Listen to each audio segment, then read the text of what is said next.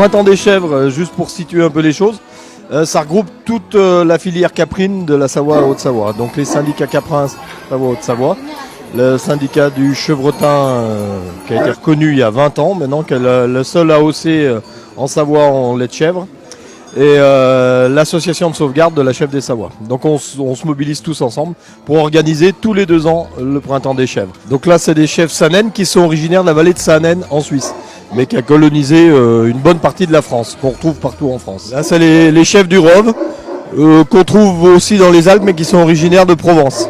C'est les chèvres qui traditionnellement suivent les transhumants, qui ont les troupeaux de brebis. Là on a des cols noirs du Valais, qui sont originaires de Suisse, qu'on appelle aussi en Suisse la chèvre des glaciers.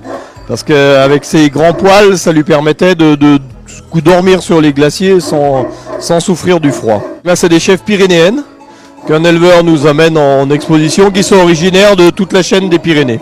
Des chèvres qui étaient laitières, là c'est des chèvres allaitantes, ils laissent téter les cabris, mais à l'origine c'est des chèvres qui étaient pour la production de fromage, et qui sont encore pour une partie. Des chèvres des fossés, qui sont originaires de Bretagne et Normandie. C'est une race qui a vraiment failli disparaître. Les derniers spécimens, on les appelait aussi les chèvres de la Hague, parce qu'il y avait un troupeau de chèvres sauvages qui était dans les falaises de la Hague, dans le département de la Manche. Donc là on a des chèvres Valdôtaines, comme leur nom l'indique, c'est les chèvres qui sont juste de l'autre côté de la frontière, chez nos amis du Val d'Aoste. La particularité de ces chèvres, c'est la taille des cornes. Là ce qu'on voit à l'image, c'est pas un bouc, c'est une femelle. Voilà, donc elles ont vraiment des cornes gigantesques. Et eux, traditionnellement, dans le Val d'Aoste, on organise des batailles de chèvres. Enfin, on n'a pas besoin de les organiser. Dès qu'on met 2 animaux qui ne se connaissent pas, il y a un affrontement pour savoir qui c'est qui domine l'autre. Et donc, plusieurs fois dans l'année, les éleveurs valdôtains se retrouvent avec leurs meilleures chèvres pour qu'il y ait des affrontements et élire la reine de la vallée. Donc là, on est sur des chèvres de Savoie. De la chèvre de Savoie, il y a plusieurs couleurs de robes qui sont possibles. Donc ici, c'est les robes cou clair. On voit bien qu'il y a certains animaux qui ont le devant du corps clair et l'arrière du corps noir. Donc on appelle ça des chèvres cou clair. Ça, c'est aussi un des rameaux de la chèvre des Savoies. Donc là, on a des noirs à barrettes. La robe noire, c'est les 2 barrettes blanches qui descendent le long de la tête jusqu'au nez.